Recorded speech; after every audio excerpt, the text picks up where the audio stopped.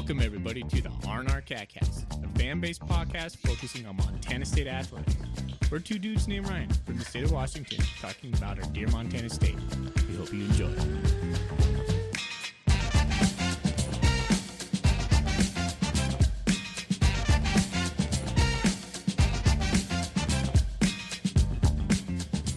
All right, welcome back, Bobcat fans, and thanks for joining us on another episode of the R&R Catcast.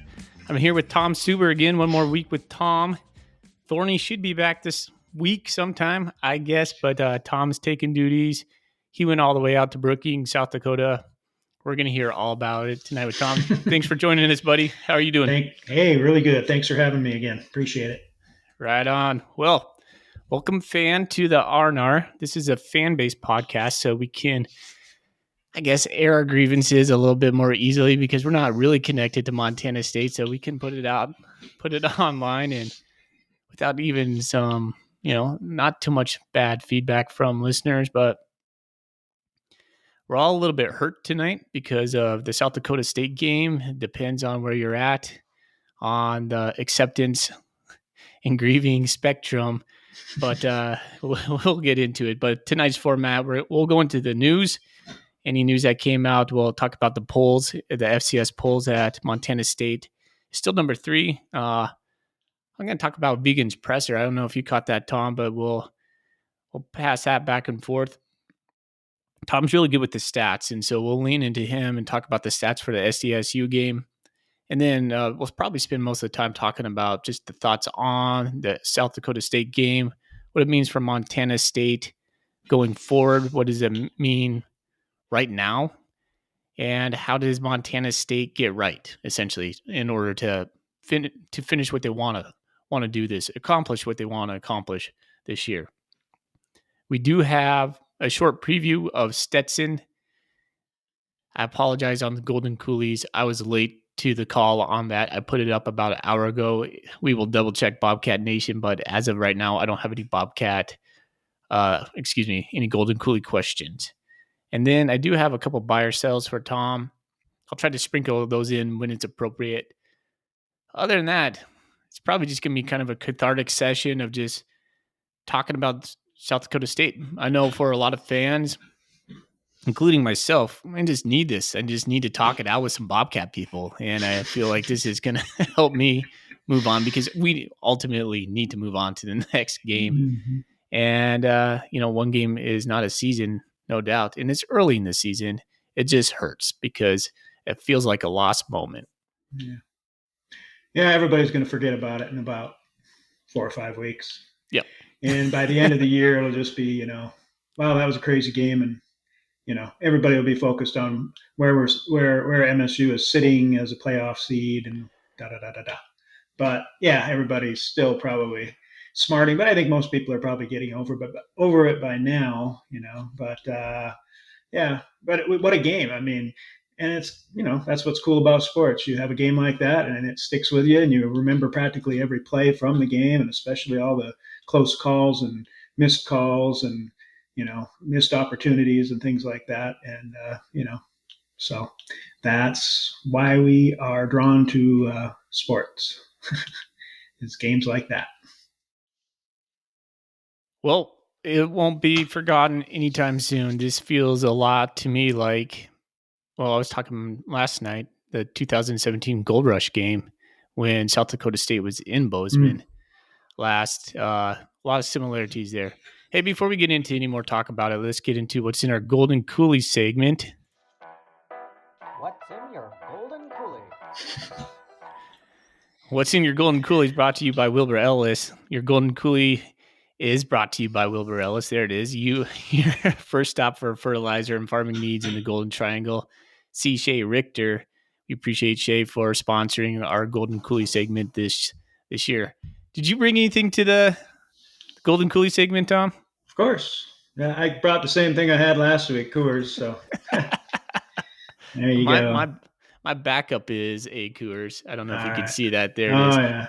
But I thought I'd change it up just because I had a cold Rainier in the refrigerator. Yeah, so, Rain Doggy. There you go. That tends to be my go-to here in Spokane. Yeah. It's the Too bad- cheapest. It's really good too. I Well, they like don't it. brew it out there anymore. They brew it in where? Milwaukee or somewhere. Yeah, They don't brew it's it out probably down in the Midwest. Yeah, but yeah, that was the classic beer when I was becoming drinking aged.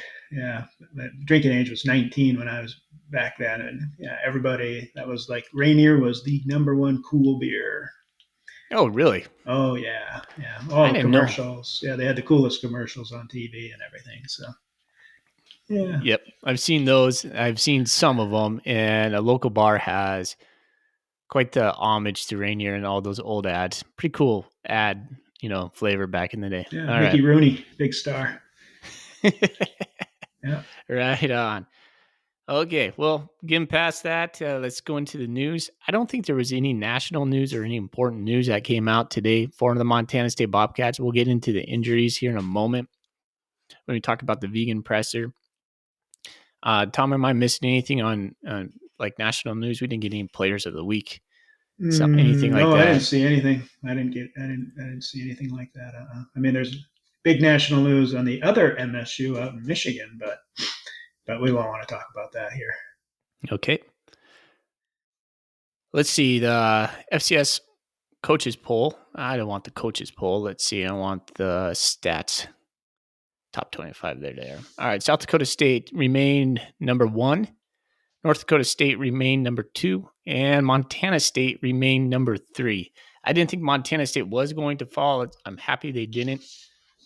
This is one of those rare occasions where the loss actually doesn't hurt Montana State in the eyes of the playoff committee down the road. That probably will be a benefit for them. We'll get there when we get there. Let's see.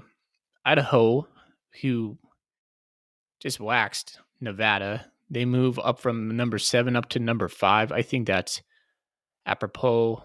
Yeah. Sac State is hanging out at number 8. They were number 9. Weber State comes in at number 12. Number 9. They moved up from number 12. I think Weber had a really strong showing. I think if I was doing a power ranking between Weber State, Sac State, I would flip-flop those two. Mm-hmm. Montana comes in at number 12, so they're up a spot. And UC Davis drops a spot down to 16. Mm-hmm. Yeah, they took a big beating from Oregon State. Yeah, they sure did. They were way, way behind at halftime. I can't remember what it was, but yeah. But Idaho had a nice win, and Nevada has lost I don't know how many games in a row. They're not very good, but they put a big beating on them instead of just nipping them, so they were obviously impressive. So that's a good win for them, and they deserve to move up. I teach with one of their defensive linemen's dad, and he was talking to me that Idaho has trouble running the ball. So I'm wondering about Idaho right now. Are they a front runner, or can they sustain this? Well, we all know that you need to run the ball. I haven't, dove into their stats or anything, so yeah. I'm not going to go too deep on that, but interesting team. Yeah, no, they are. Yeah, I wouldn't have predicted such a big win over Nevada, but it's just hard to say still. All right, let's talk about the vegan presser. Vegan looks like a sad puppy to me right now, just like a tired, sad human being. And then I caught afterwards Omar Abidian and Rylan Ort, and they just look frankly pissed off. And I think they're still feeling it. And you were there after the game talking to them. You caught Chambers, you caught Askelson, you caught Vegan. What was the feeling like just there before we get into today's? Well, Chambers, and it was Danny Yu, not that's right. Askelson. But anyway, they were very disappointed, and Chambers was especially despondent about it. And he's kind of a more emotional guy, but even as bummed out as he was, he during the interview he had that comment about we're gonna we'll go home tonight and put our heads on our pillows, and we know that we played really well, and so he was already kind of showing signs of coming out of it, And Danny, they were, definitely upset and whatnot. But, and I asked Danny specifically about the defense and how well they played. And he acknowledged that. And, he knows that they're better, and they are. I think they proved that definitely. That was just I had a hard time, I was like, I didn't really, I was, even though they lost, I was like really impressed. I just thought they played really, really well in terms of physicality and the things that everybody was talking about last year after they lost to them, was their physicality mainly. And they just totally responded that way. I thought they were the more physical team. They just answered all the questions, especially defensively. And defensively, I mean, I was saying last week, and I've been saying all summer that, they just, overall last year, they were getting better towards the end, but I didn't think that they just weren't, that caliber of a defense. And now they are, now they look like that. I mean, you know, the first half was just awesome for the defense. The second half started bad, but South Dakota State is good, and they made adjustments. They came out in the first two drives in the second half really, really cleaned up. But MSU on the next two drives after that held them to 3-and-out and allowed no yards on both of those possessions. And then on the very last possession, and this was really a letdown because they had the two possessions before were so good. You were like, okay, they got everything back now. They're back. They're not, they're not on their heels anymore. They're coming at them. And then, they hit that long pass play. And it was just like, how often do you get that? It was just a tough play. And then the very next play they score, and then you see the replay, and it looks like possibly a block in the back there. And, that makes it 1st and 20. And who knows if they even get a first down. And they're only down 3. They had to try a really long field goal or try to get a first down. So, one little play like that gets missed. If it was in fact, maybe I don't know the rule, right? But it looked like a block in the back to me. But whatever, yeah, they were bummed out, and Vegan was bummed out, but uh, these guys have been playing football for a long time. They've had tough losses, and I believe they know how to deal with them, and they're not gonna, a day or two, and it'll be a distant memory, I think. I don't know about that, Tom. This kind of feels okay. like yeah. I agreed with everything you said up until that very end, where they can kind of just forget about it. To me, this game felt like a defining moment for Montana State. In a way, it was. I think this game buoys hope and concern at the same time. Hope and questions is probably a better way of putting that. I mean, you said so much in there. There's the defense, right? Hold on, we're going to go free form on this, and I want to take a little bit to the plan. I want to go back to the presser real quick. I want to say kudos to whoever was asking questions. I know Victor Flores. I'm not familiar with the other guy's voice who is asking questions over there, but they asked some tough questions to Coach Vegan. They were asking him about the play calling in the red zone and in general, like what their philosophy was right there. And one of the things Coach Vegan came out and said today that kind of surprised me, given our personnel. He said our game plan was a QB run heavy game plan. And to me, I don't understand that because, how come? well, it's an obvious strength, right? I mean, you want to play to your strengths, but you don't want to lose your strengths either. And we know they that ran well, right? They did. They ran well. But we came out one less quarterback, our starting quarterback, Tommy Millat. Well, yeah, he could get hurt on any play. And I think he got hurt on a pass play anyhow. So, yeah, all summer long we heard the improved pass game. We didn't see much of that until we needed it, and it was effective. Someone can argue, oh well, Ty McCall is not there, Lanata Junior Alexander is not there, Taco Dollar's not there. We still got guys. They're in a prevent. Yeah, They're in a prevent defense on the last drive. I'm just saying, Coach Vegan took a lot of those hard questions, and he basically said we had a QB run heavy game plan, but in hindsight, we probably should have been a little bit more balanced. And then they asked him a little bit about the drives inside the 5, and hindsight, he's like, yeah, we probably should have maybe optioned something out there, and but well, that's thought what's we good could get about that it. game. I mean, if they go out there and if they go out there and everything works, and they don't have a game where it doesn't work, and then they go all the way to the semifinals or the championship, and all of a sudden nothing's working, and now they don't know what to do, just like what happened here. They went in with I don't have a problem with the game plan that they had.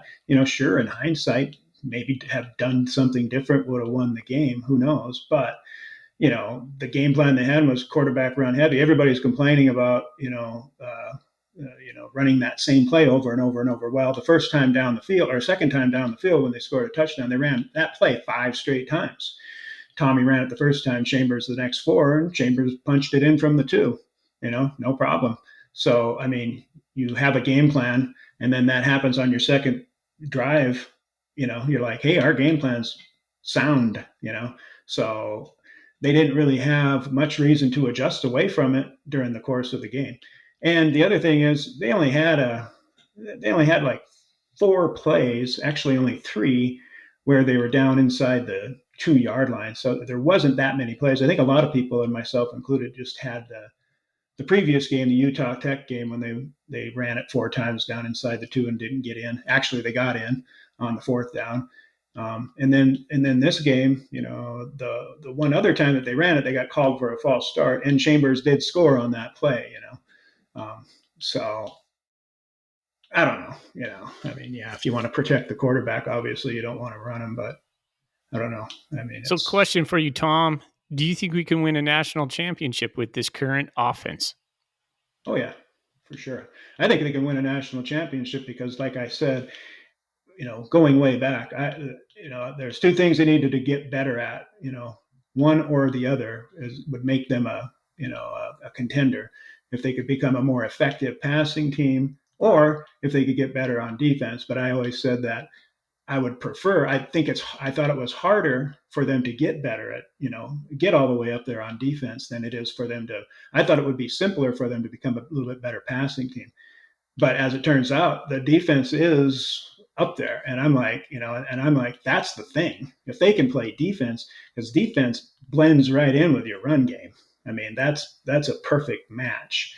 And so, if they're going to play defense like they did all year, if that's really what they are, if that wasn't some kind of fluke or something, then yeah, they're going to really play well. I was looking at them as a 9-2, and I was leaning more towards 8-3 than I was 10-1 this year.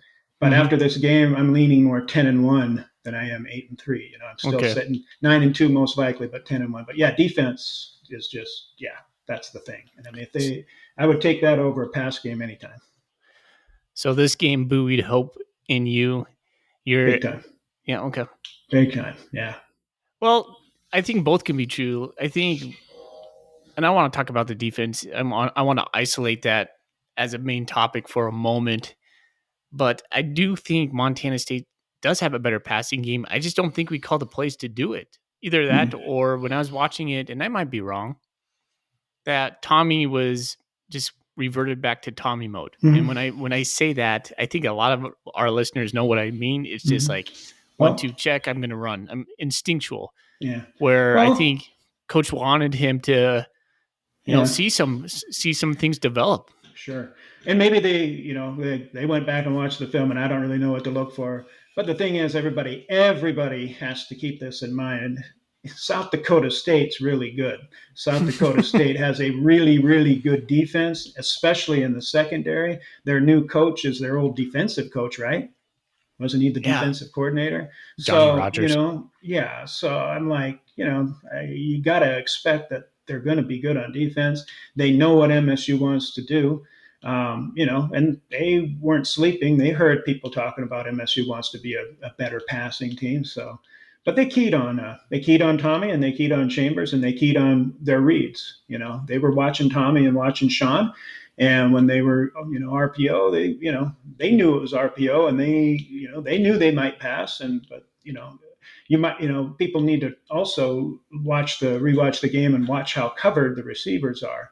I'm sure they did miss a couple open receivers, but and I noticed this last year too a lot is, our receivers would, they would be set up to pass and be looking to pass, and just hardly ever anybody getting open. The guy that I used to remember last year getting open on that was Cleveland Thomas.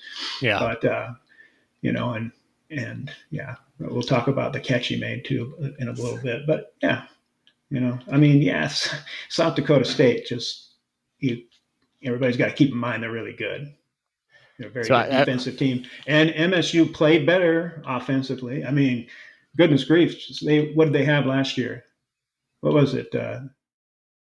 They averaged 1.5 yards a carry last year. Malott carried the ball 17 times for 3 yards last year. I know there's some sacks in there, but I mean, night and day difference. 4.4 yards per carry this game. The pass game wasn't quite as good, but the pass game wasn't anything special in that playoff loss. But see, I thought our pass game actually looked pretty good when Malott was running the QB.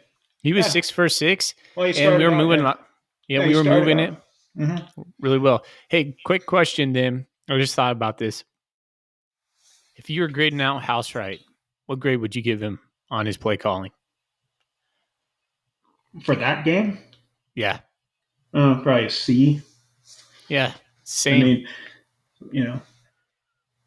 it wasn't great. It was really average, and I think I needed everybody him knew to what be they were running. Everybody knew what play they were going to run when they got lined up at the quarterback by himself in the backfield.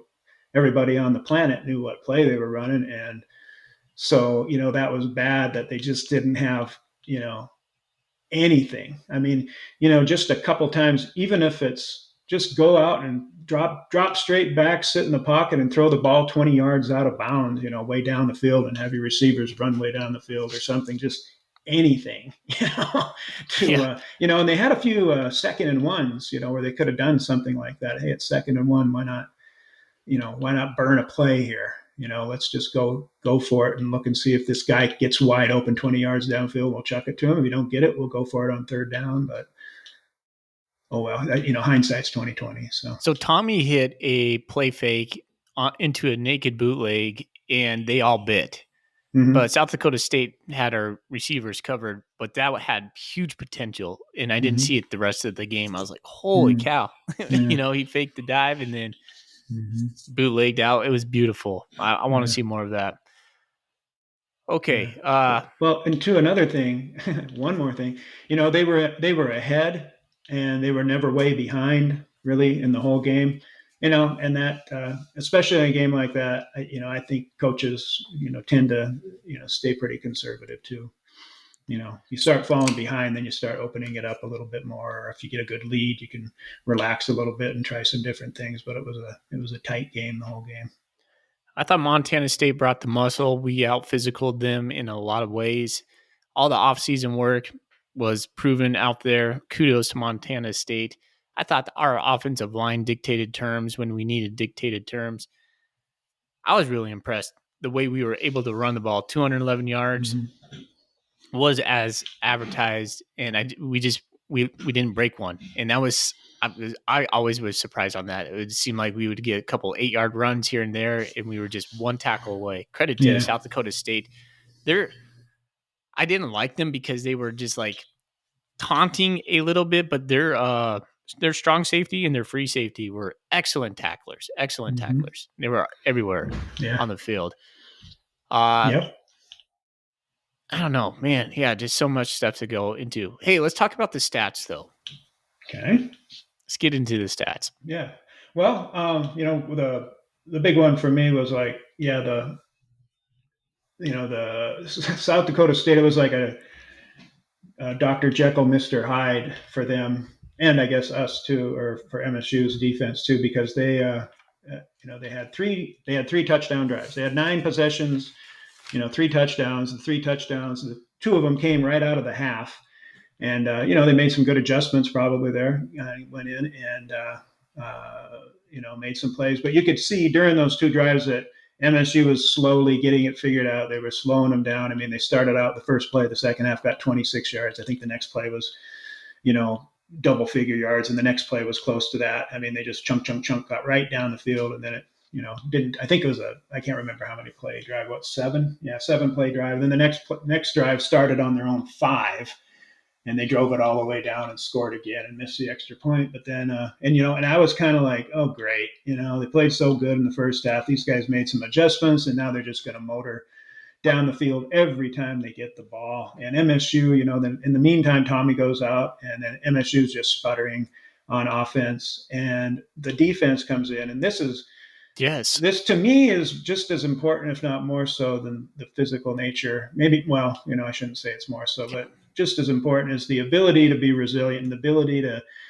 pick up the whole team with your level of play. And so they go out there and they're like, I don't know what they were thinking, but if I was able to think for them, I would be like, man, the offense isn't doing it. We got to do something. We got to get it going, and we got to stay focused. And I asked Danny Yu about that, and he just said, yeah, we got on the sidelines, and, everybody just told each other, is that basic theory is stay focused on what you need to do. Don't try to, make plays for somebody else. Don't go hunting to make a play. Just stay in your gap and, keep doing what we're supposed to do and stick with the plan. And they stuck with the plan, and it worked.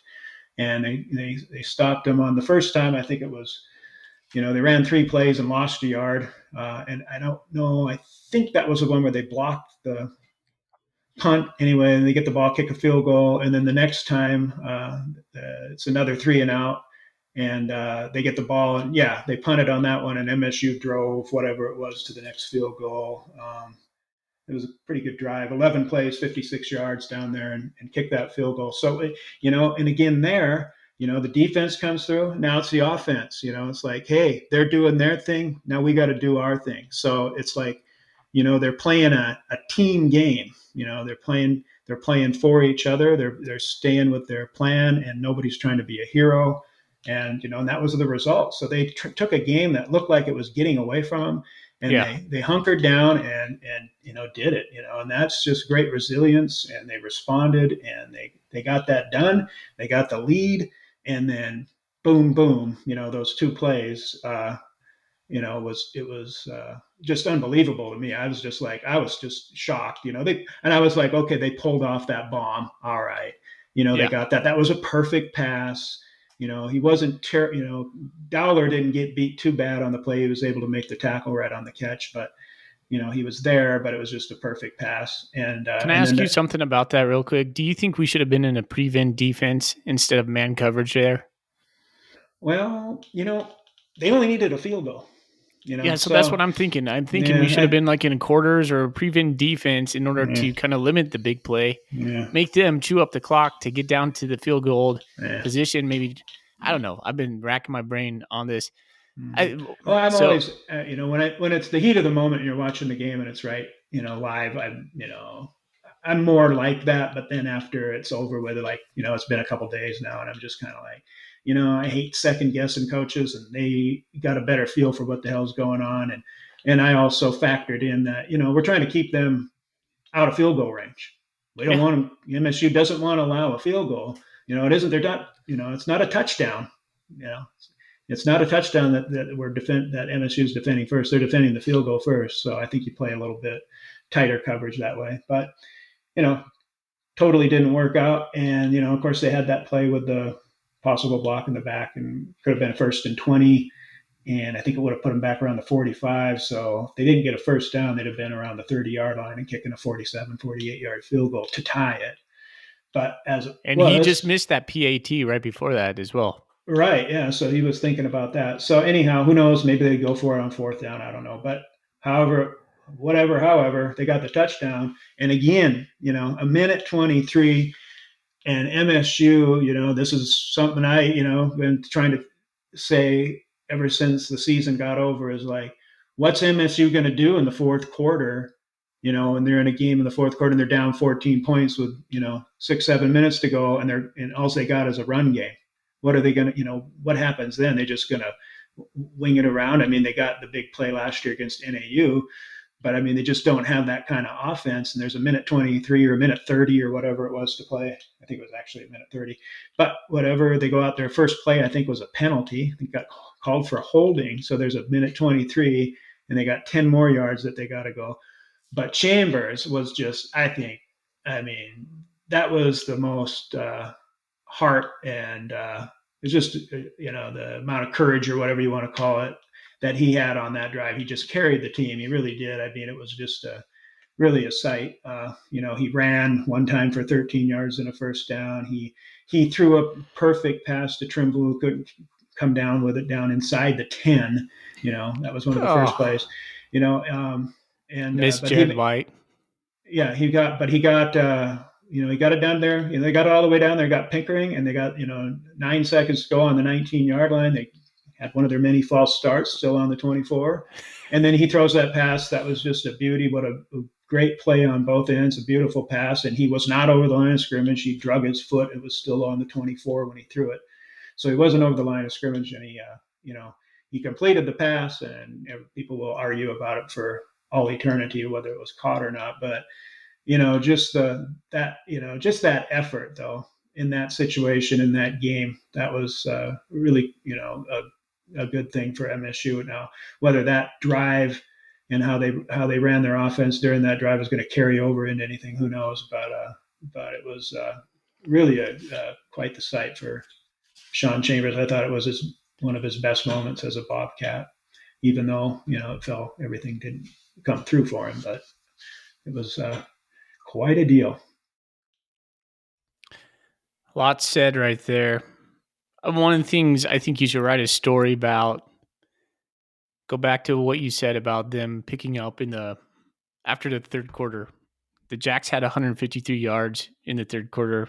The Cats had 18 yards. Mm-hmm. And you're right. You were looking at this going, here comes again. We're just going to get bulldozed. Mm-hmm. But we didn't. Our defense came back, and we got, like you said, a couple 3-and-outs. And that was so encouraging. Mm-hmm. I thought this was Garza's best game as a Bobcat, obviously. Yeah, well, the defense just looked like their spacing in the gaps. They were just assignment sound, and I really liked what I saw from Polidor. I think he's just hitting his stride at the safety position. Great game, yeah. Well, good point. Wow, yeah, he put some hits on their quarterback and a couple other guys too. But yeah, and he played really well against Utah Tech too. I mean, that guy has got to be the number one. Everybody's talking about unsung. I don't know what that thread's called, where people are trying to predict who the player is going to be that comes out of the woodwork. And so far on defense, it's been Polidor for sure. He has really played well. Another guy that's been playing really, really well that people haven't been talking about too much is McCade O'Reilly is really playing well at linebacker. I mean, they've got 3 guys that are just interchangeable there. That is a big thing for MSU because they didn't know for sure just what that was going to look like with a new player in there. So yeah, but great. Yeah, I'm glad you brought up Polidor because man, yeah, he has been a stud. Holy cow. I like what I see in the time blitzes, Rylan Ort's blitz on and sack in the first series or first or second series right there. Yeah, that was a big statement. That was a big statement. I huge. thought that was early in the game, and he made that hit. And in South Dakota State, when they first got the ball, I mean, they stopped us 3-and-out. They get the ball and they're driving. They were driving well, and that turnover kind of, I thought, they'll get over that. A 3-and-out will get that back, but MSU goes down and scores. And so you're thinking, okay, so South Dakota State, they messed up and then they gave up a touchdown, and now they're going to get the ball and they're going to drive down, and then here comes Ort and just smacks that dude and Gronowski, and and then it was kind of like, okay, it was like when Rocky Balboa made it out of the first round. It was just like, okay, it's on now. This is on, and then the whole half was just somewhat dominated by MSU, at least defensively. So, yeah. But those kinds of plays, though, get a couple plays like that, and it's just it's a big shot. It's a shot to the ribs. See, I think you're a little bit more positive than I am. I'm still feeling like this was like a huge missed opportunity, and I'm still a little sad about it. But like you said, it's gonna the second game. In a couple weeks, we will forget about this, and then we will harken back. And when it's December, we'll be like, "Yeah, that was a good loss." Maybe we should be up in this rank because of that, or our projections in the playoffs. Well, I mean, it just brought to the front that that this defense, it just might be the thing. I mean, they're going to play they're going to play Stetson this week. I don't know. I didn't look at the conference conference stats aren't real meaningful yet. But after 3 games, I'll be they may not be number one across the board, but I mean MSU holds South Dakota State to 20 points. I mean, they were the first team to shut them out in the first half since 2015. That's the first time South Dakota State has been scoreless in the first half since 2015. And it's the last time they didn't score 20 points or more was was when they played MSU in Bozeman and they had 17. That's the last time that didn't break 20. And then you go back to 20 against an FCS team, and then you go back to 2020, and they had a couple of games in there during that COVID thing where they didn't hit 20. But I mean, this is MSU did some some pretty big things in this game. And so, I think, I mean, they got, other than a win, they got a lot of what they wanted in this game. So I think I know what you're going to say on this. Buy or sell this loss to SDSU over a beatdown to a lower level FCS opponent. I am buying this game over the Utah Tech game. Yeah. Yeah. Yep. You got me. So you would rather, I mean, in essence, you think this is, even though we lost, this is better for Montana State than saying South Dakota State not being on the schedule and replacing them with the Stetsons of the world, right? Oh, yeah, for sure. Okay. Because, I mean, how are you going to know? How are you going to know what you got? Point. And if you don't know what you got, you can't, I mean, if you don't know what you're not good at, you can't fix it. You got to find out what you can't do. I mean, it's like when you were learning how to ski, you learn more wrecking skiing than you do on any lesson you get. I mean, you learn more that way. You learn more, MSU. Yeah, sure. The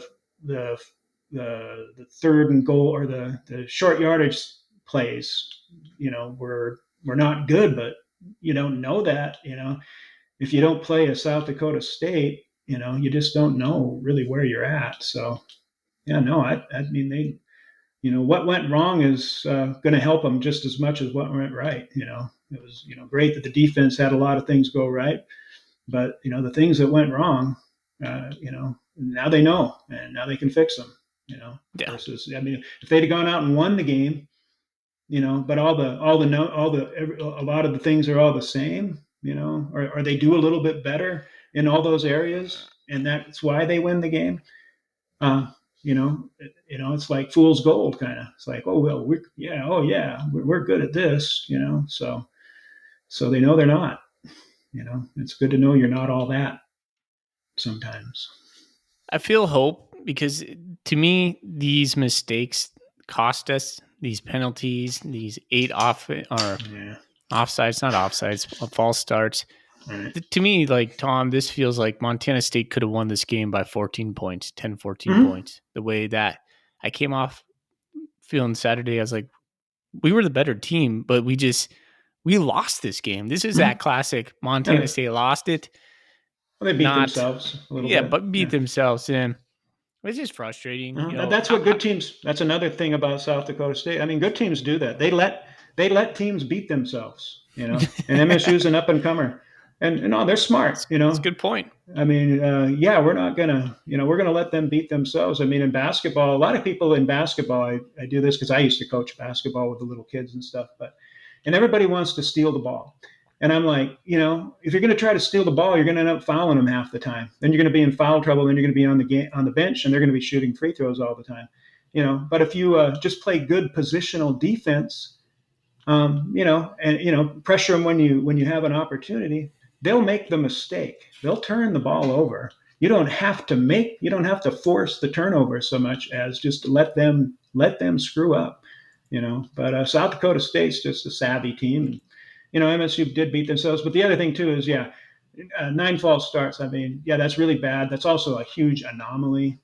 I bet there wasn't another college, high school, pro team in the whole country, even the 0-10 teams from last year.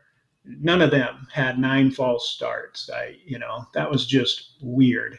And so I would rather have to fix something like that than like have to retool my whole offensive line after the first game. That's a good point. But that's a good point. But and MSU had a game last year. Nobody mentioned it because they won the game. But MSU against Weber State, and they didn't mention it in that game either because the snapper snapped the ball through the end zone 4 times. But in that game, MSU had 10 false starts or illegal procedure penalties in that game. I remember. But nobody even talks about it because, hey, they won. So who cares? And but that goes back to my point. You win the game, and you think everything's okay because you won the game, and it's like, MSU, the coaches obviously saw that, but they didn't do that again the rest of the year. But I don't anticipate that being like a perpetual problem throughout the course of the season. And they were amped up. This is a huge game too. Yeah, and I'm like, and I've heard people grumbling about the fact that not every reffing crew calls those kinds of plays that close. And they apparently, I think South Dakota State had a few false starts themselves. So, it might have been a combination of things there. So here's my worries is this to me feels like a culmination of effort. So last year, the exit from the playoffs focused intensely over the winter, getting faster, getting stronger, getting bigger to face these guys again. Now that's gone, but the whole season's in front of us. But mentally, these guys have to be stronger than you and I. And Coach Vegan, and coaches in there say, okay, now we got to turn the page. Stetson's coming up, an overmatched team for sure. That benefits us. But then, we're going to Weber the week after that. That'll get your attention. That'll get your attention right there. But it just feels like a culminating event. And then you're like, okay, there's a letdown. So how does Montana State navigate this letdown? How do they refocus? How do they reset? As Coach Vegan was talking about in his presser today, that's going to be a big deal to me.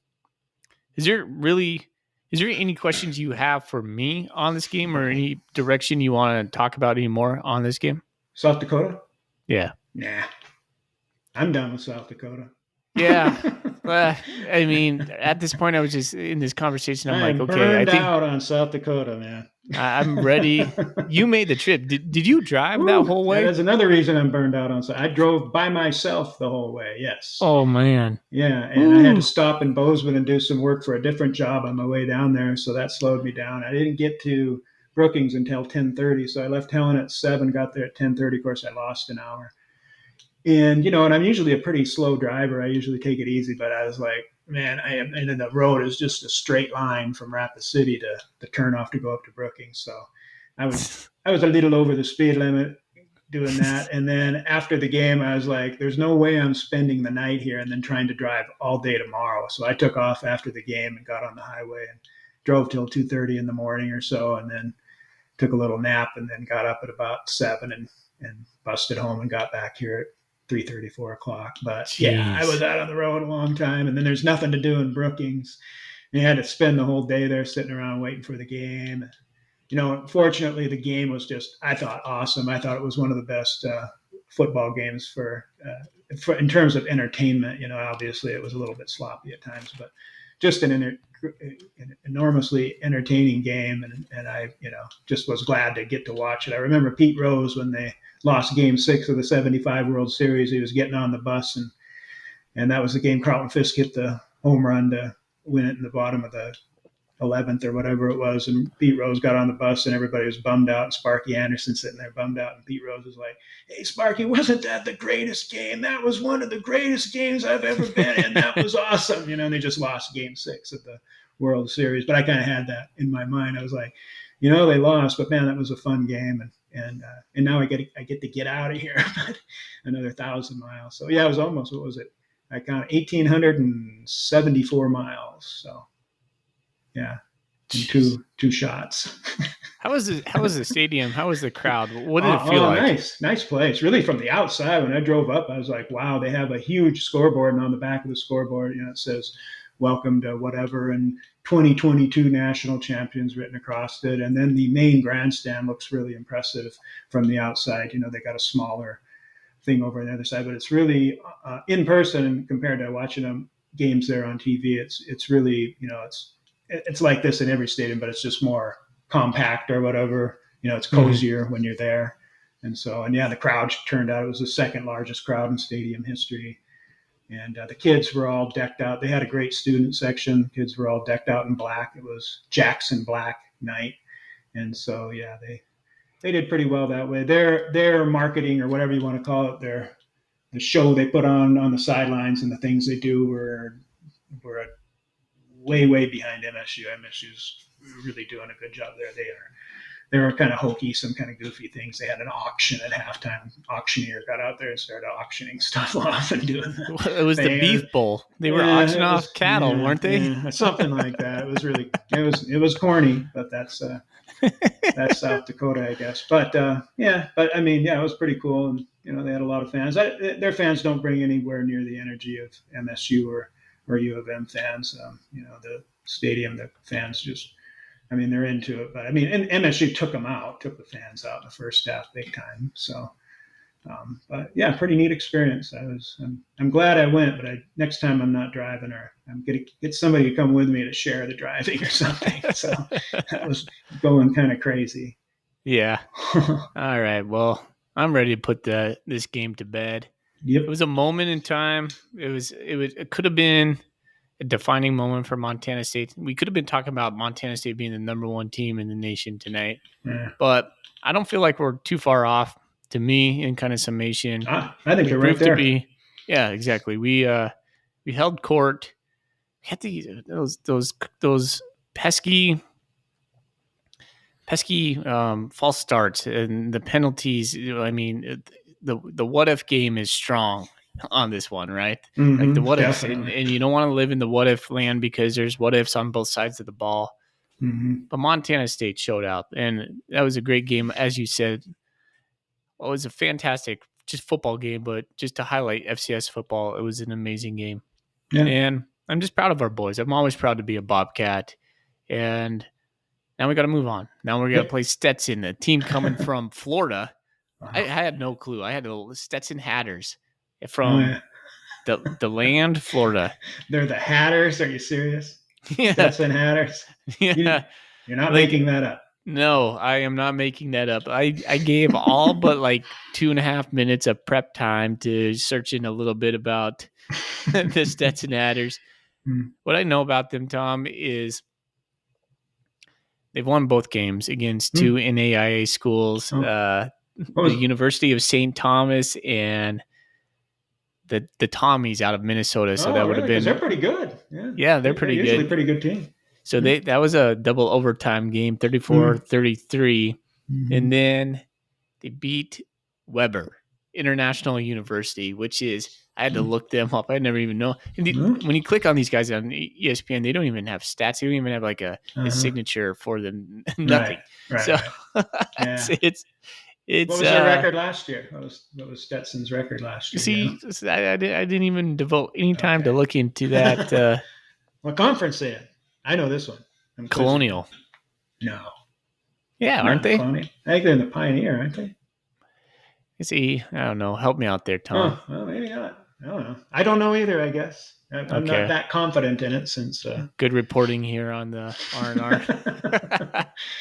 All right. Well, hey, buy or sell, Montana State has 500 yards of rushing. Sell. See, I'm going to buy that. I think we put over 500. We had 400 on Utah Tech, over Mhm. 400 on Utah Tech. You think they're going to call off the Well, I ponies think if they before wanted then? to, they could maybe. I think if that's what they want to do, if they want to run, I mean, I just can't. So it's going into the game now. It's not after the game. So going into the game, I'm like, they should go out and pass the ball like 50 times in this game. You know, they should Oh, be it's a good they should be point. passing on first down, second down, whatever, and see if they can get in some kind of rhythm with their pass game. And I mean, like, That's a why really good not? point. I mean, if Yeah. I mean, I don't know, maybe the first couple drives go out and run it to if to build a cushion or something, but I'm just kind of like guessing that they're going to win this game, handily. I'm just guessing, you Yeah. know, and it's easy for me to say because I'm not the coach. The coach is more like, we got to make damn sure we win first. So, they might go out and do some other things, but I just like, this is a perfect game. But they've had a bunch of perfect games to do this in the past too. I thought last year against McNeese and Moorhead, I thought they should be, MSU should go out and throw 40, 50 passes. I thought that the first game this year, Utah Tech, throw 40, 50 passes. They only threw 22. So they ran, they did their running thing and ran for 400 yards. But yeah, but I want to sell. I want that to be what they do. They can run for 500 yards, but I want them to sell that and go pass the ball. Yeah. Hadn't thought about that. That's a good point. Do you think Tommy's going to be back by Weaver? Yeah. They got him listed as the starter today on the depth chart, but I don't know. Yeah, No. who knows? Like, yeah, I was initially. I mean, my assumption is that either he has a very minor injury, and if it is somewhat significant, that it's like an MCL, but it's just a grade 1 sprain or something that he can heal up from in 2 or 3 weeks. But Yeah. yeah. He wasn't on crutches. I was positive, and his knee wasn't just wrapped in ice, and so Yeah. I think they've I just don't been know. precautionary and kept him out. He may have wanted to go back in, but they were like, coaches are wise and they're like, hey, this is a non-conference game. We got bigger fish to fry down the road. We put him back in when he's gimpy like that, and then he does take a hit, and then he's out for the season or out for 6 weeks. Then they're really kicking themselves. So that's my guess anyway. Okay. Anything else? On Stetson? On anything, man. Anything you want to talk about? I'm there, but if I could go. Well, yeah, one thing, because I mentioned it earlier, but that catch Cleavon Thomas made, he's good. I think he's really good. And I'm like, if I'm a quarterback, he's one receiver I would be trusting. I'd be like, let's do with him what they did with McCutcheon and what they did with Patterson last year. He got a lot of opportunities, and I'm just like, and when I'm watching, last year when I was watching, I mean, and maybe I'm wrong. This is just watching live, but it just seemed like Thomas was getting open more than the other guys, the other receivers. Thomas seemed like he was open more often than the other guys, but he might not have been like the first read or whatever. But MSU had a big play. I think it was in the Weber State game, the playoff game, or either that or the Grizz. I can't remember. But they had a play down the sideline. Malott threw it to Pickering, and going down the seam was Thomas wide open. If he throws it to him, it's a touchdown. Pickering got We've covered 30, that on this 30 yards. podcast. I was yelling. Okay. I was like, What game was it? You have to see that. Mm-hmm. What game was it? Okay. Oh, you don't have to answer it was I think it was Weber. Curious. Yeah, that's what I thought too, the playoff game. But yeah. But I mean, Thomas is, I mean, he's a dude, I think, and he's such a fun guy, Yeah. He's just the kind of guy that people gravitate towards. And anyhow, I just I thought that catch he made is like, see what I can do, and I'm hoping that the quarterbacks put a little more trust in him and start gunning it to him a little bit. But one thing I like, another player I'd like to see get the ball a little bit more is Marquis Johnson. Mm-hmm. Like, I wish he would have got some touches out of the backfield. You'd think he'd be picking up right where he left off from last year, but he's hardly touched the ball this year so far. go back to one of those Sean Chambers up the middle where he fakes the fly sweep. If he just gives it to Marquis or CT right there, that's game. That's game right there. We could do that. It's pay dirt.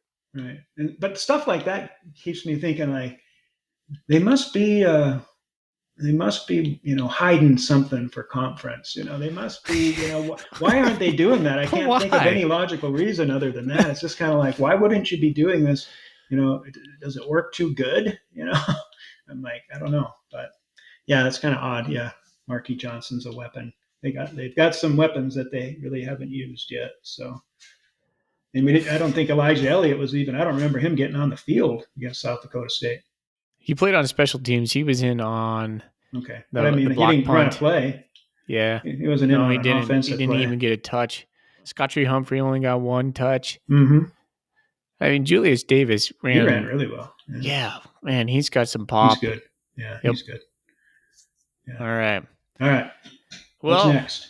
That's all I got. I was just checking Bobcat Nation, and this is my fault. There was no Golden Coolie questions.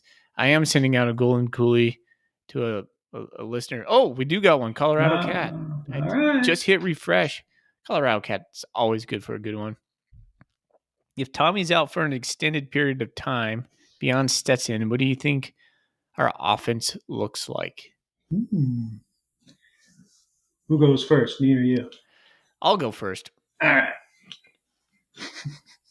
I think they will run a dual quarterback system. I still think Chambers will be the number one. I'm not convinced Jordan Reed will be the third just because of what we like to do. I've been toying around with Chance Wilson being the little cat in this system. You're shaking your head. Yeah, you're probably right. I'm just said I was toying. I'm not convinced. Okay, yeah. I still think we run a dual quarterback system, but I do think you will see more pass in general if Tommy was in or Tommy's now out. I still think we're going to see a more balanced attack. Coach Vegan was talking about that today. He's like, we need to have a more balanced attack. Until they prove it, until they actually show it, I'll be like, okay. And so, Colorado Cat, thanks for the question, man. I'm sorry that I didn't put this up. What do you think, Tom? I think Reed, Jordan will get in, and and the other thing is I think they'll stick with. I think they'll stick with a two quarterback thing, and with Chambers and Reed, and just because of what he's talking about, what Vegan's talking about, he's like, yeah, we got to get something going there, and I just think, Reed is good at that. Reed's potentially the best passer out of the three, and that's what I think they'll do. I had something else on the tip of my tongue too. Dang it! But anyway, I just I mean, it isn't like Vegan isn't, he's not afraid to make a change. We know that. Look at the Matt McKay situation. I mean, if Chambers and Tommy are going to,